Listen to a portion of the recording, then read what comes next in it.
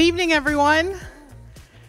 Thank you for coming tonight. We appreciate you being here, and we appreciate the folks online.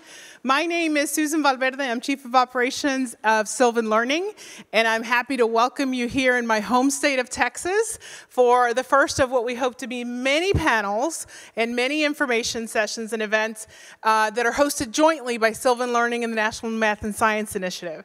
So NMSI and Sylvan, I think this partnership is grounded in making sure that we provide resources and information for families and for educators to navigate all the challenges and all the questions of success in high school, in college, in career, and just success in life. And so we're really happy to have such a great, warm welcome and lots of great partners to give you great information for that for your students. So here tonight, the other thing I wanted to say is a big thank you to the Girl Scouts of Northeast Texas. We thank you for hosting us in this beautiful facility. We are coming live to you from a STEM facility in Northeast Dallas, and we have been very impressed today to learn about all the wonderful STEM resources that the Girl Scouts offer girls. And so if you haven't looked up if you think you know what the Girl Scouts do, I would think again, I would check out what great offerings they have in STEM. So thank you for all the great work you're doing for girls as well. So without further ado, I'd like to get our panel on the road, and so I'd like to introduce Emily Levitt, our Vice President of Education, who has been an educator for over 20 years, 8 of those with Sylvan Learning, and she's here to share, to introduce our panel and to moderate tonight and to share wonderful information that we're sure you're going to find very useful. So thank you, and thank you, Emily. Thank you, Susan. All right, thanks everyone who came to join us tonight, and thanks everyone who's watching remotely. I'd like to take a minute and just introduce everyone on the panel, and then we'll get into some questions about the college prep process and things that students should expect to know and do and be prepared for as they start college. So Rod, I'd like to start with you. Would you mind sharing a little bit about where you were coming from for college prep, a little bit about you and what you do in that arena? Great. Rod Jackson. Senior Associate Director of Undergraduate Admission, and I also handle a lot of diversity initiatives, and I'm with SMU, and I've been in this field probably for maybe 17, 18 years. I know I look young, but I'm just kidding. No, I don't. Been told all the gray is wisdom. I'm like, that's just a new term for old. And I've also been on the high school side for a few years as well, so I have a really good perspective of both the high school side and the higher ed side. Great, thanks. Michelle. Good evening. My name is Michelle Stye, and I'm the Vice President of Teaching and Learning at the National Math and Science Initiative based here in Dallas.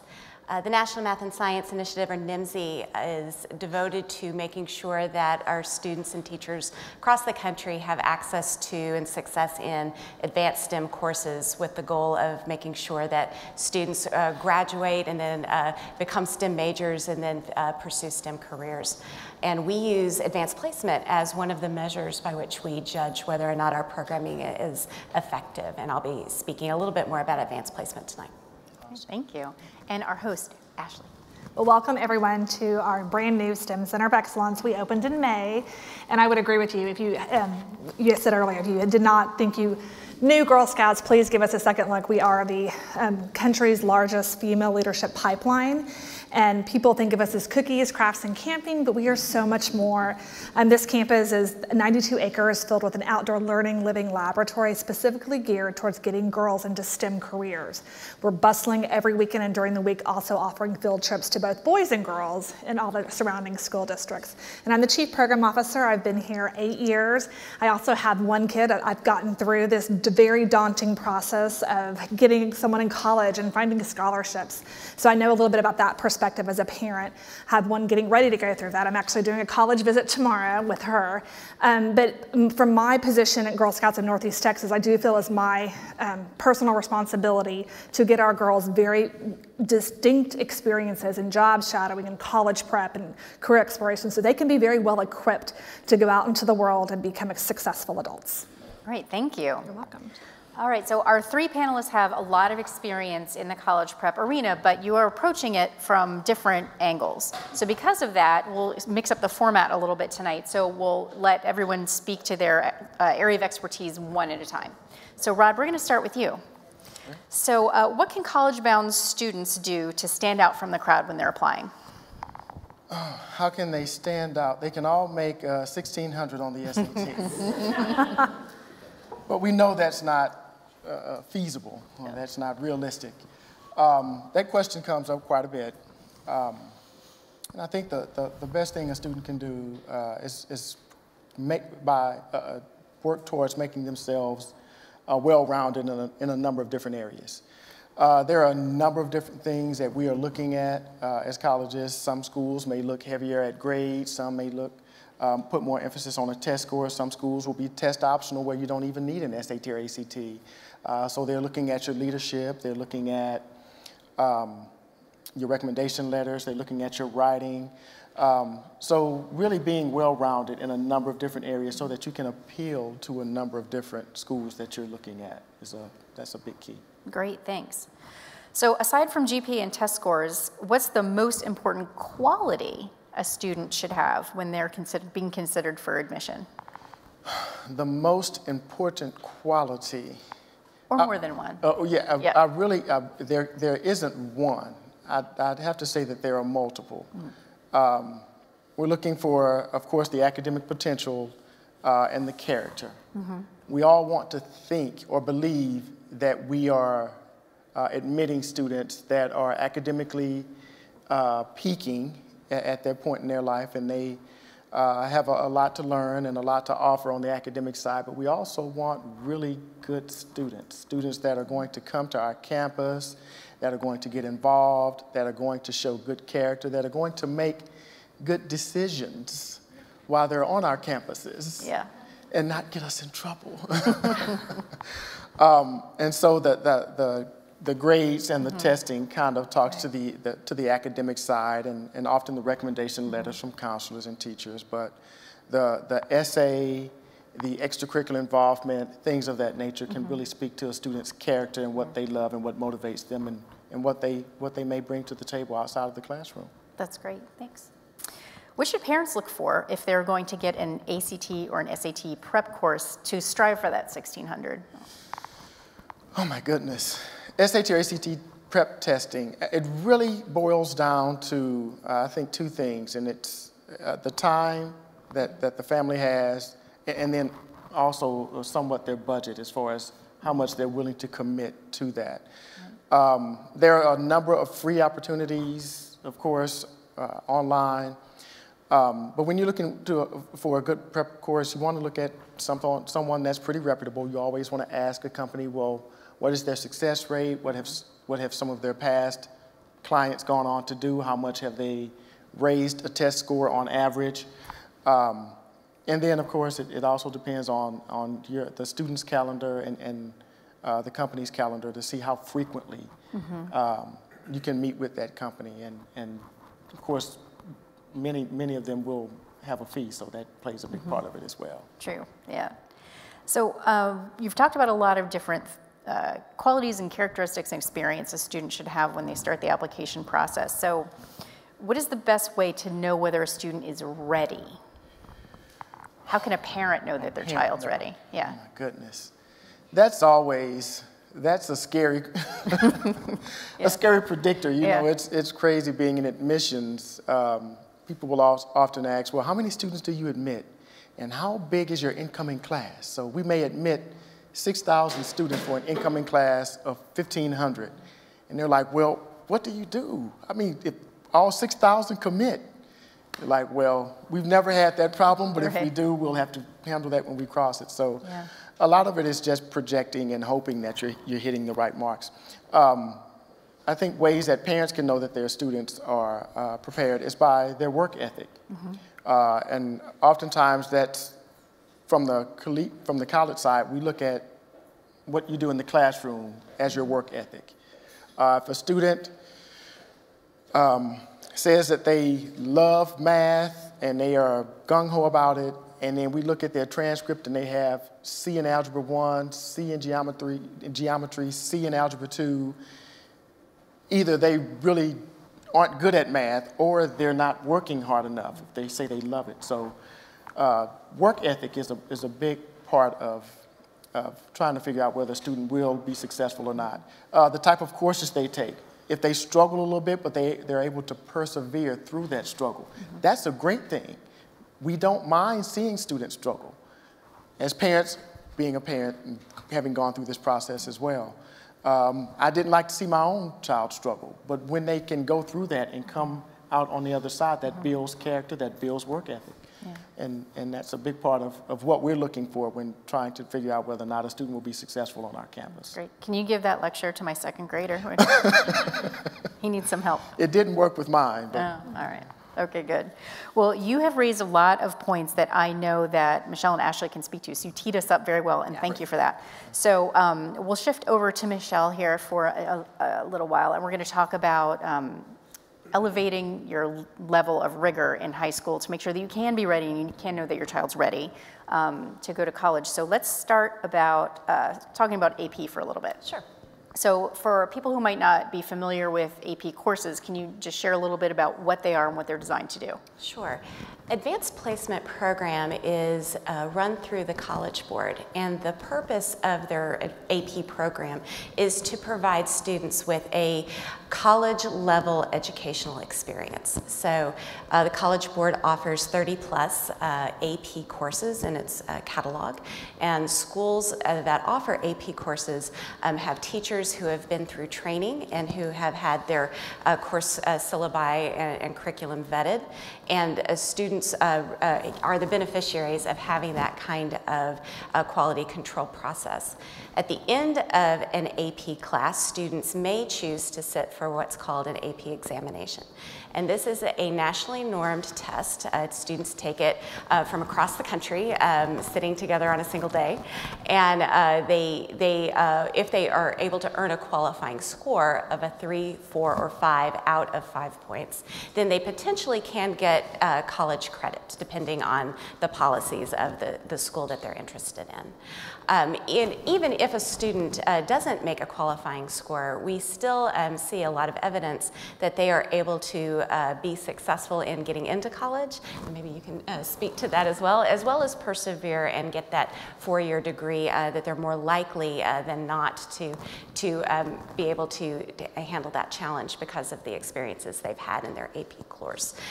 So that's a little bit about the AP program. I mentioned in my introduction that NMSI, my organization, uses AP as a way to support teachers and schools who are looking to elevate instruction in their schools. And the test helps us measure whether or not the programs and services that we use to support teachers in delivering that instruction is effective. That's great. So we know AP courses are rigorous. And we know that there are 30 that children can pick from, depending on which ones are offered at their school, and some schools do offer a lot. So for students who are very eager to start padding their high school resume, it's very easy for them to load up on a lot of AP courses. And that may or may not be a good idea, depending on how much your student will be overwhelmed. So can you talk a little bit about finding that right balance of enrolling in AP courses, but not to the point where you will have a nervous breakdown? So our recommendation is that parents and students are in close conversation with their school counselors. And one thing that they might think about, especially as you're looking at your 8th grader or your 9th grader, is to really think planfully about what the next 3 or 4 years looks like and what kind of career path the student wishes to pursue. The counselor can do a really wonderful job helping to direct students to take appropriate AP classes based on that student's interests and aptitude, as well as career planning in advance. So we do say the first recommendation is to be in close communication with counselors and with the AP teachers in the building.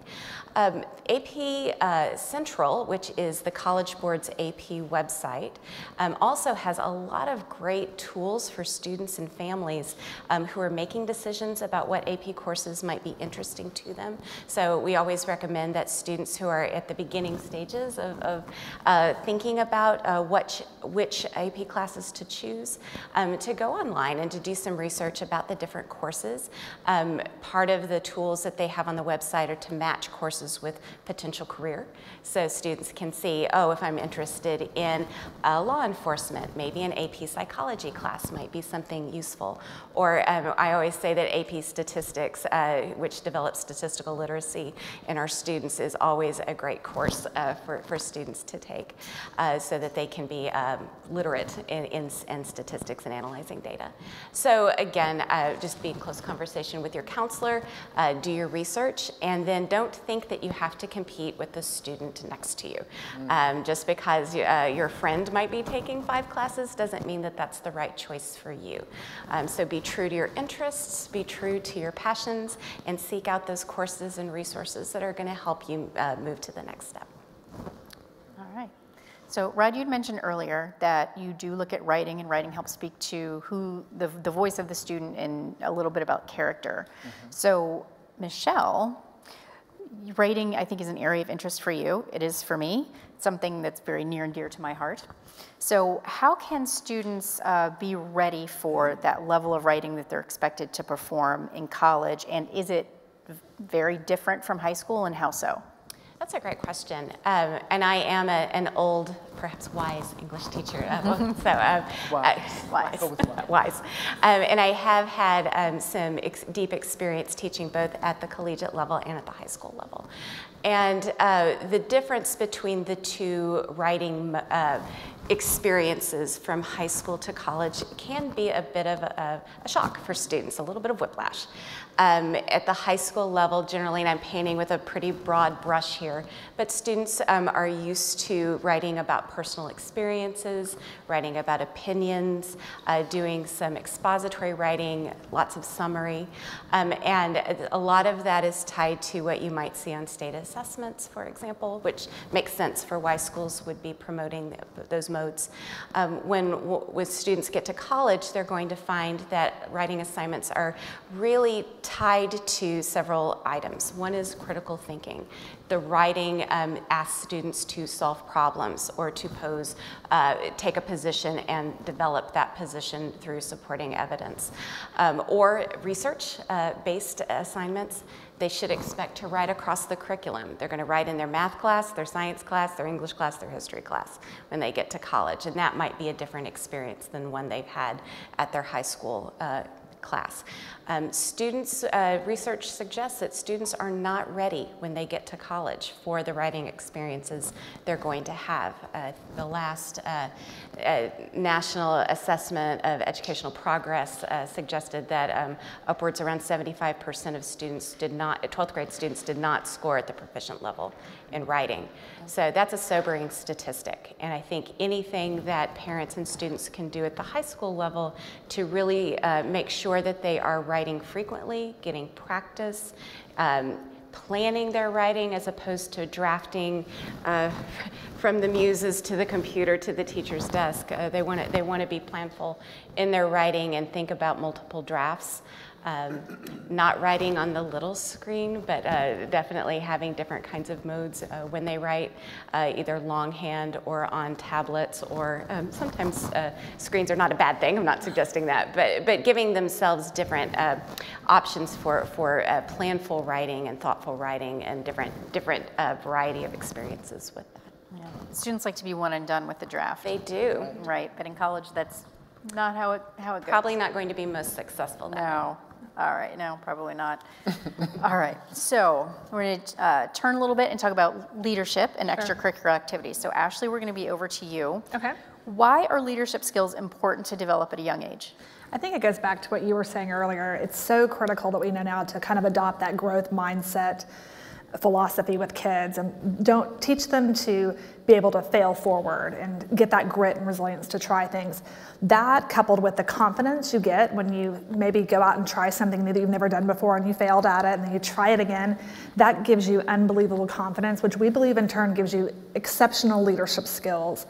And it has to be progressive. It can't just be one and done. So that's why at Girl Scouts we really try to weave through leadership qualities of building confidence and character and teaching our girls empathy, and to go out in the world and fight for what you believe in. And that's very much embedded all throughout our curriculum that we've developed, even our STEM curriculum. We want girls to experience things in the world that may not have experienced things at home, and it empowers them, and that all drives leadership and really enhances the leadership opportunities girls get. Could you give us a few examples of activities that the Girl Scouts offer to foster leadership? Absolutely. One of the best examples of that is our higher awards. You may have heard of the Gold Award. That's the, you've heard of Boy Scouts, Eagle Scout. Well, this is a very stout equivalent, if not so more elevated program that girls go out into the community and they really are empowered to take on a very stout, sustainable community action project. And my daughter did this herself, and the leadership growth she got out of it was unparalleled, because it was like her own project. She had to come up with a business plan, do a budget, go speak in front of people. It's upwards of 80 hours, and so that's one example. Another thing that we do for our high school kids is called the Girl Scout Leadership Institute, and that was, it's directly formulated to get girls thinking about college choices and careers. So all throughout the summer, our girls have the opportunity to go meet with, corporations for job shadowing and mentorship. In addition, we partner with other companies to do career exploration panels and offer them college prep services. All of that builds leadership in a girl, but it does have to start at a very early age, K through 12, and it really does need to be progressive. And might I add, we enjoy seeing Gold Award recipients as well. Well, thank you. I love hearing that. Good. So SMU is an incredible partner for us here locally, so we're proud of that. Good. So how do extracurricular activities really broaden a student's understanding of the world outside of the classroom? I think it gives you, global advocacy is really important, making sure you're tapping into diversity. We have big diversity goals. We want to make sure all girls get that. And when girls go through and are surrounded by people that may not look like them or talk like them or come from the same background, they get empathy. Another thing that is very important to us, you can go across into our leadership center, and we have the United Nations Sustainable Goals up there. And that's all about global advocacy. All throughout our curriculum, we're wanting our kiddos to take a look at what's going to make the world a better place. How do you kind of have that embedded in your character, where you're meeting with different people and you're learning about different people, and you understand that it only makes you a better person. You don't have to have the same opinions, you don't have to look alike, but you really all have to come together. And when we do that and we model that as adults for kids, it sure does make the community a better place. All right, that's great. So this next question is kind of an age-old question. I feel like college-bound students have been pondering for decades. So maybe, and I think all three of you probably would have a good opinion on this. So if you can answer it, this would solve a huge college-bound mystery for everyone. So is it better to have, for a student, to have in-depth knowledge and experience in one or two areas, or a broad experience in many areas? So I'm coming from a parent and then what I see our girls doing. And I think in my purview, it depends on the kid and what the kid can handle. I think if you are, I've seen a lot of kids who have just lots of very disjointed community service projects, or just seem to be getting hours and grabbing at stuff. But when you can pull all that together and spend the same amount of hours on something like your Gold Award that really does move the needle in progress, that's going to really shine and make your kids stand out. What was your opinion on that? It's coming from missions. Coming from the higher ed side, I would say it is very individualized. Yeah. You will have those rock star students that can be expert generalists in a number of different areas. But that's unfair for us to expect a student to be broad, to have a broad, I mean, they're 17, they're 17, 18. How much did we do at that age? Yeah. I probably wouldn't be admitted. So if they have focused in on one or two or three things that they really love and and placed a lot of time and energy into that, I think that speaks just as highly as that rock star that is able to handle a large amount of activities. That's great. And from the academic angle, I Again, to reiterate, helping students find their intellectual passions, what they're interested in studying. AP can certainly help focus that if you're not trying to collect AP credits, but really honing in on that which is going to inform your future study and your future career path. I think certainly we do advise counselors and teachers and administrators we speak to help students find their academic path by focusing in on what is interesting to them, what they're successful at, and what they're passionate about. So I have one question that I would like to ask all three of you. If you could tell parents, what is the one thing that you wish parents knew about the college prep process that a lot of them might not know? I'll start. Okay. It's going to be okay. You stole my line. Yeah, it is going to be okay. I think there are so many unbelievable colleges out there, and you can't get set on just one. You can't get so set on your kid going to this top tier school because maybe they won't be happy there.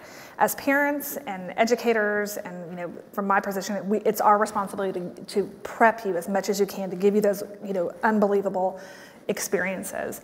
But really it boils down to they're going to go to a great college and they're going to be okay. I mean, I think that I came from a place of, I was so panicked about where my oldest was going to go to, and if she didn't hit those metrics and markers, I was so disappointed. But she's at an amazing school right now, and she's in the perfect place for her. And I think that every college offers that. So it's going to be okay. I'm currently going through this process with my senior in high school, and probably the best advice I've gotten, and one I'm struggling to follow, is relax and enjoy the process. Yeah. And I think I'm going to share that opinion that you have, in that I may take it from a little different angle. Yeah. Don't be educational snobs. Yes. And what I mean by that, and I'm speaking to myself as well, this is therapy for me. Because I have a son that's a sophomore in college, and I have a daughter that's a senior right now. And oftentimes we do want the best for our children, right? You want to send them to a school that you think will set them up for a successful path in life. And we often have a certain vision of what we think that road looks like. And it may not include school XYZ, because you've got to go to school ABC. But that path, it's very wide, and there's a lot of different ways to get there. And if we as parents limit our children as far as telling them which schools they can and can't apply to, versus being a partner with them and just helping them work through that process, I think we're not doing them a service, even though I know we're paying the bill and we still have a say-so. But we still have to work in conjunction with them and not shun them for any of the choices they make, because there's a lot of noise out there already that they're having to deal with on that side. So all of you are currently or have gone through this process. Yes. And so I'm curious to know how many schools each of your children applied to, and why that number. Okay. Shall I start? Yes. Okay. Please. My oldest, he applied to, I want to say, 4 schools. They were mainly here in Texas, except for one was in Ohio, and I was like, what? Okay, whatever.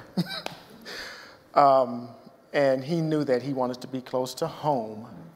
He knew he wanted a smaller environment.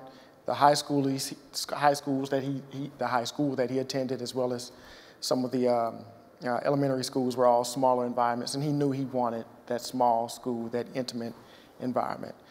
My daughter, she has applied to 4 schools, but her search was a little different because she was approaching it from an athletic side. So thank God she has now received a national letter of intent to play, but it's in another state.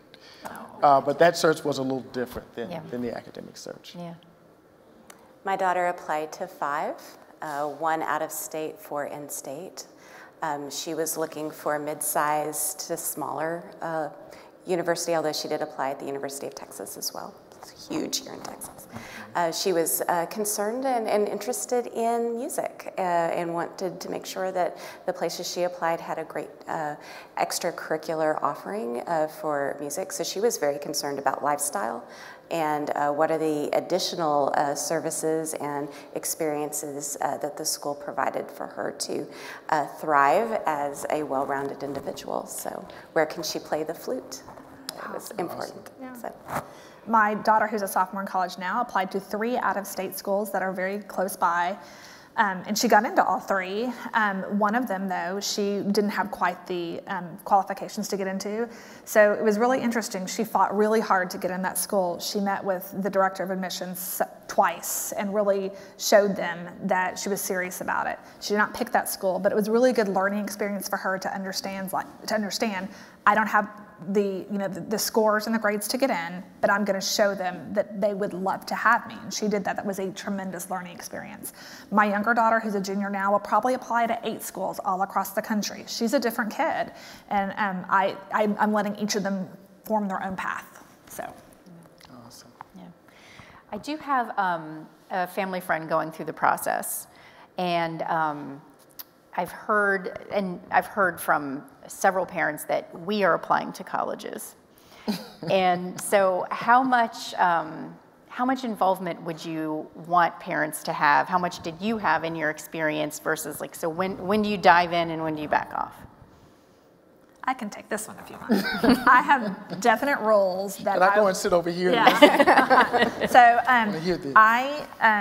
and this is just my internal advice, I want my kids to do that.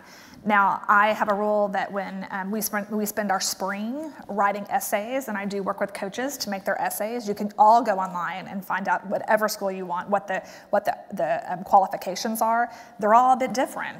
One school might want you to put your volunteer hours by year, another school is wanting you to get it by week. So you can do all of that legwork starting their junior year in the spring.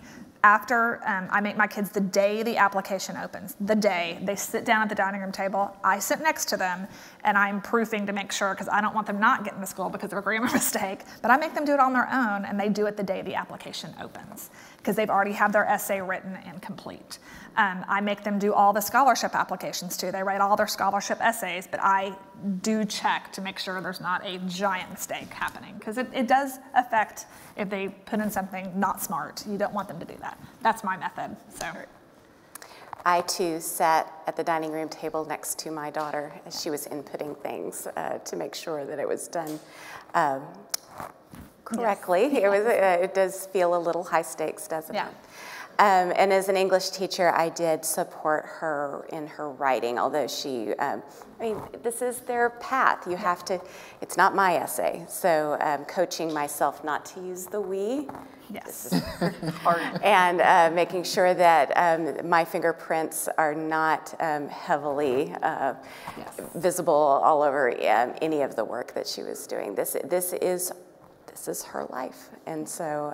But yes, there have been moments where I was at the dining room table, making sure the deadline was met. Yes. Awesome. Oh my goodness, great, thank you. Do I need? Oh, I guess I need to share as well. You're in the hot seat now. Yeah. I see. I get it. It's really, it's a pressure point in their life, and it's a big decision the students are making. The professional side of me always says, we love to hear from the student. That's who we're admitting. We're admitting the student. And we do often, we'll have parents that will come in and they'll walk up to the desk and they'll say, we're here for our campus tour. And we're like, can we get the student to come up and introduce herself or himself as well? And as professionals, we give all of this advice on the do's and the don'ts and what you guys should or shouldn't do. And then I had a senior, and we went through the process and asked me if I followed all of my own personal professional do's and don'ts. No, I didn't, because it does. It is really hard. So I understand completely how parents will want to get very involved in the process. But at the end of the day, when they come to our campuses, we look at them and we treat them as young adults.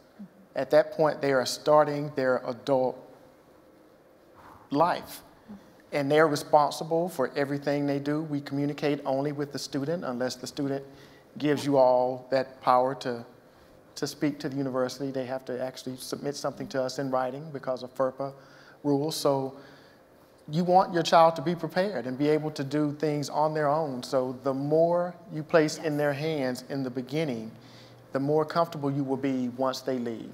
And it's hard. It's extremely hard to sit there and say, well, I'm not going to proof that essay. No, give it here. I'm going to proof it. Yeah.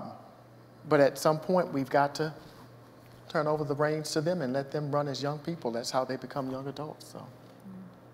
Yeah, definitely not easy. It's definitely not easy. No.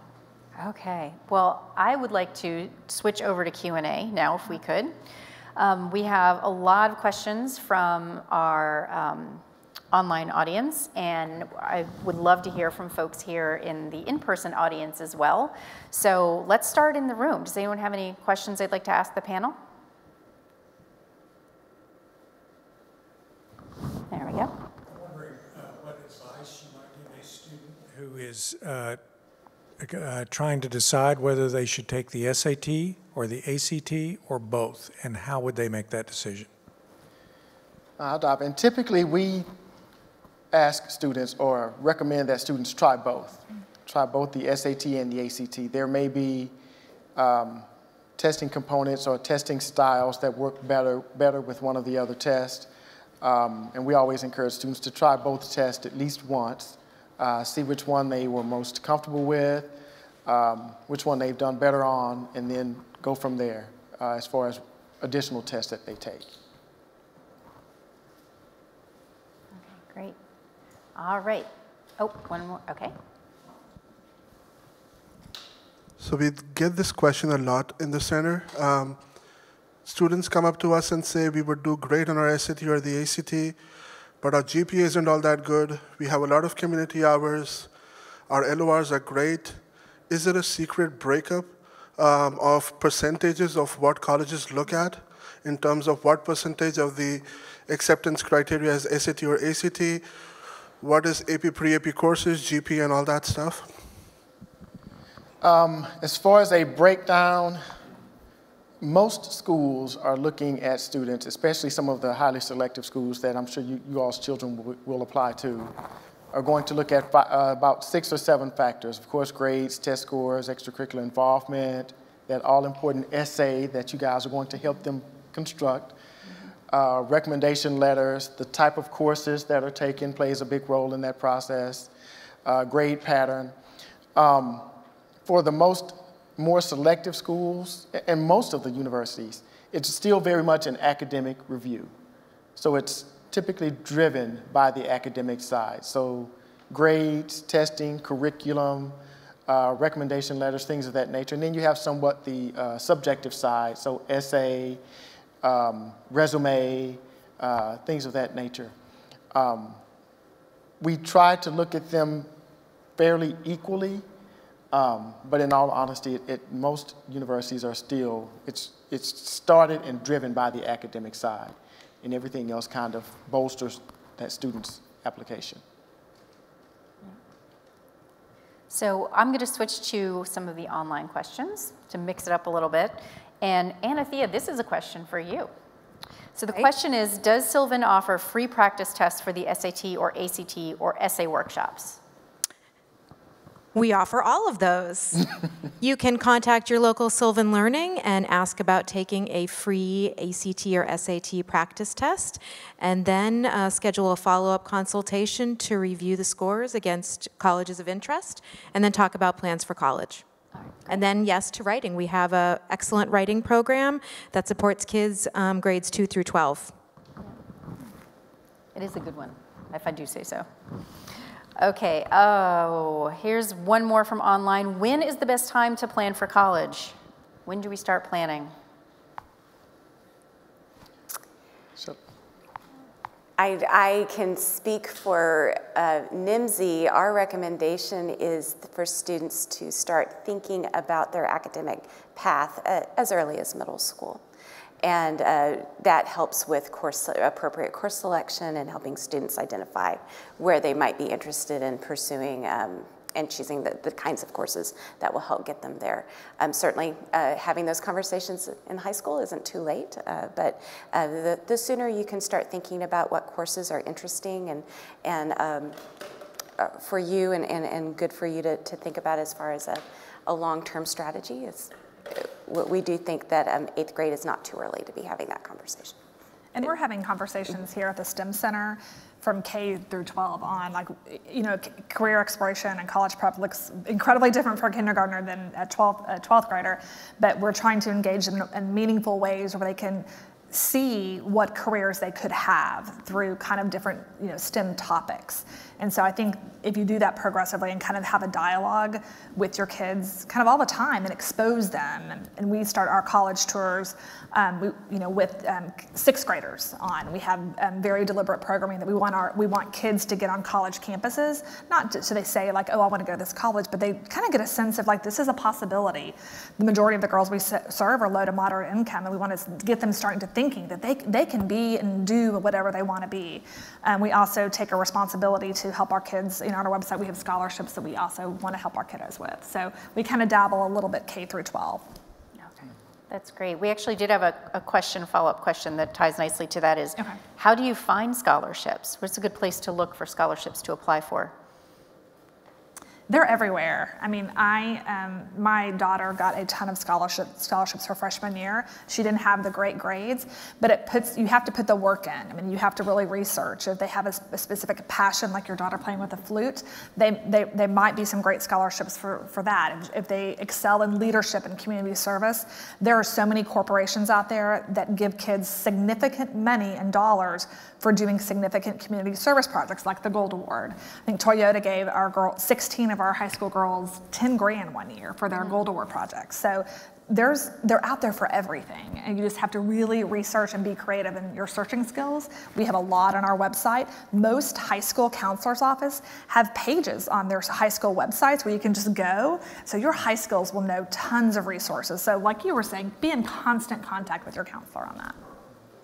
And I'll add to that as well. There are, you have College Board has sites, FastWeb has sites. You can just type in scholarships into a search engine and it'll pull up a number of different things. There are several large national organizations, Coca-Cola, Dale, Ronald McDonald Charity House. There are a number of different things locally as well. Same thing here. My son applied for one through the Shriners organization in Dallas, and it wound up being an oratorical contest. And that's amazing. And he loves to speak, and it worked out well. So there's big, there's small. One piece of advice I will give: students often think, well, if I apply for 3, I should get all 3, right? No, the more students apply for, the better their odds will be at gaining one of those scholarships, because they are competitive processes as well. I'm sorry. I was going to see if you wanted to speak to the FAFSA, and that parents should have that on their radar screen. Yes, the FAFSA, free application for federal student aid. And on the college side, one of the things we always like to make clear is that academic scholarship is very different from need-based aid. Academic scholarship will be based upon what a student has done academically in the classroom, and they're based upon their grades, their testing, extracurricular things of that nature. The FAFSA, free application for federal student aid, is totally based on you all's income. So the Department of Ed pretty much calculates your income and comes up with a number called an EFC, and this is what they believe you all can afford to pay to send your child to school. And then they send that number to the different schools that your child is interested in, and then they compare that against their total cost of attendance, and whatever is remaining is considered your need at each individual school. But they are 2 totally separate processes. Scholarship, totally based on the academic side. Financial aid, totally based on need and does not necessarily bring in the academic side.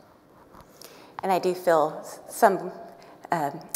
compelled to talk a little bit about you can earn college credit for AP courses. So that is a way to potentially save some money. Yeah. Okay, any questions from the room? Switch back to the present folks.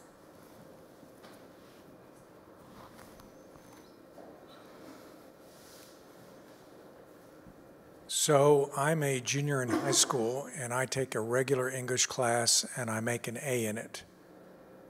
And my friend is in an AP class in junior English, and he makes a B in it. When you're looking at that in the admissions process, do you consider the difference in the rigor, or do you look more at the grade? That question comes up quite a bit, quite often. They'll say, is it better to make a B in an AP course or an A in a non-AP course? Well, it's best to make an A in an AP course. Oh, okay. Sorry. Sounded better in my head. I guess it wasn't delivered so well. I want to go back to something you mentioned, and it really comes down to what the student does well, what courses they're interested in, where are their strengths. If a student takes AP Physics, and we all know that's a very rigorous course, and they make a C in it, that's still a C, and we see a C.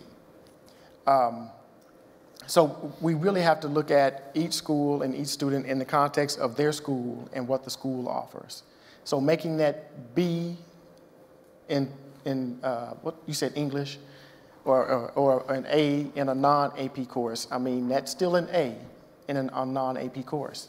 Now, the school may give more weight because of one being an AP course and one not being an AP course. And we do want to see that students are pushing themselves academically throughout the process. So curriculum does play a big part. But if it gets to the point to where we can see, or it's bringing down an entire GPA because they are just overextending themselves with AP courses, that doesn't look favorably for a student either. So you really want to stick with the stuff that they are good at and they know that they will enjoy taking a class in. We have an online question that actually relates very well to what you were just saying, so I'm going to skip to this one. It's from a student, and the question is, do the amount of AP classes I take matter if I want to get accepted to a good college? The APs proposed to me for my junior year do not relate to my career at all, so should I still take one? Again, that depends on how that student feels they will perform in that course.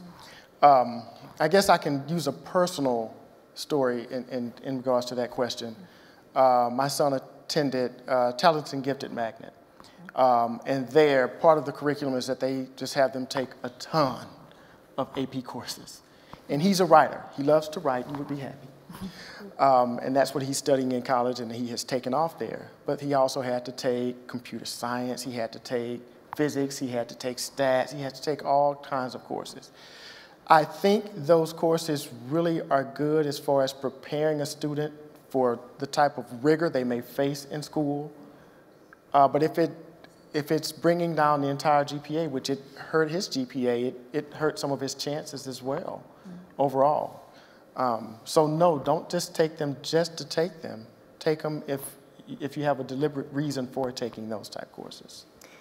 And one of those reasons might be, to your point, seeing what the college experience potentially is going to be like. So for example, I don't know the student situation, but if the student is interested in math and science, and the counselor is saying at the junior year, take something like AP language and composition. Given our conversation about writing and the preparation that students might need for developing those really high-level writing skills, that might make sense for a college-bound student to be thinking about how does this class prepare me to be successful in a variety of classes in college. So that would be the only qualification that I might add is be strategic in the course. Don't just take the courses because they might look a certain way on a transcript. All right, thanks. Any more in the room before I dive back into the online well? My son has, he's been diagnosed with high-functioning autism and severe ADHD. However, I would still like for him to go to college. Do you have any advice or anything that I should do as far as like preparing or resources? I don't even know. He's not your average kid, so I don't think that it's going to be an average or normal process for him. So what advice do you have for me? I think there are a lot of colleges that are popping up across the country that I've heard about in the last 2 years that are encouraging kids to come to their campuses. They may not have the same degree program, but they have living learning communities where kids with a range of special needs and circumstances can come together and have a college experience. I know it's kind of a new trend, I understand. I don't know if you have anything about SMU. Yes, we do. On our campus, we have a Learning Enhancement Center. And in that Learning Enhancement Center, you have free tutoring for any subject you're having trouble with. There's a writing lab, there's a world languages lab. And then we also have a learning differences specialist that works out of that office, that works with students that have different types of learning differences to serve as a go-between between that student and the faculty members on campus to kind of help with any kind of additional assistance the student may need outside of the classroom. And we recruit at some of the schools that cater to students that have learning differences as well.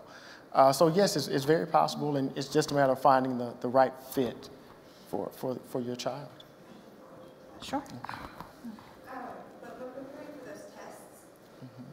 When preparing for the tests, like SAT, ACT, whatever it may be, as far as like right now he receives accommodations in school, how do I talk to the school counselor? What do you do to get that going for those tests? I would start with the school counselor, who's going to be your first advocate. And if your student is being served by other departments in the school, talk to those teachers and those department chairs. They can also give you some resources, but the counselor should be able to help you with accommodations if your student qualifies. And the ACT and SAT both offer really great accommodations. I know that the ACT will let you chunk it up into 5 different days and do 30 to 45 minutes. You have to have the notes from your doctor, or you can get extra time. So both, you have to prove that it's a need, but both have great accommodations. And you do not have to have, a lot of universities don't take your 504 to give you accommodations in college.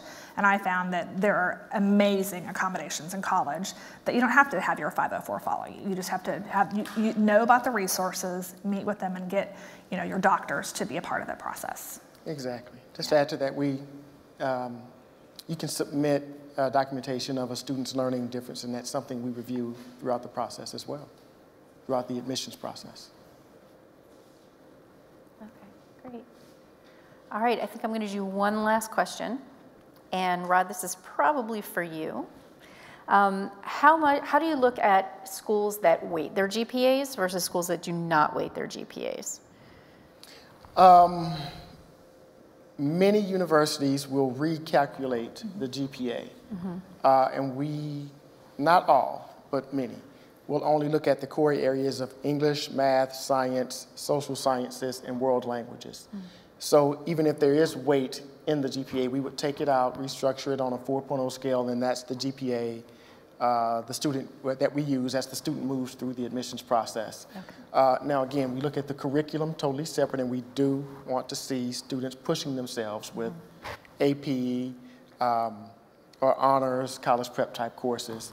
But we typically will restructure the GPA, whether the school has a weighted or unweighted anyway. Okay, so you undo the weighting. We undo the weighting. Yeah. So when you are looking at the high schools that the students are coming to you from, are you aware of the academic rigor of each high school, and how do you judge that rigor? Having a relationship with each of the schools is a big key. But there's no way we can have a relationship with every single school across the country. So often we have to refer on counselor calls, counselor relationships, and the profile that we receive from the school.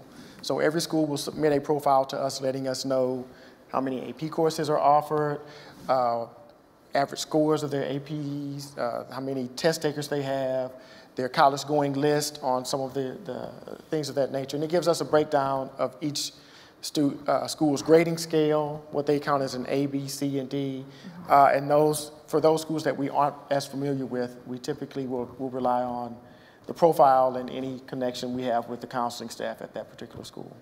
Okay, great. All right, well, we are coming upon the end of our time, but before we wrap up, I'd like to just thank all of you for coming today. I think we've learned a lot. I've learned some new things too. And if you have one final bit of wisdom you want to give the crowd, this is your opportunity, either as professionals or as parents who are also going through the same experience. I just encourage your kids, encourage them to take risks, be bold, be innovative, encourage them to be themselves. It's a long journey, and just love and support them. Give them, you being here tonight and listening in, obviously you're taking a great first step. So just carry that along the way and be proud of them. That's a great Such a mom thing to say. Such a mom thing to say.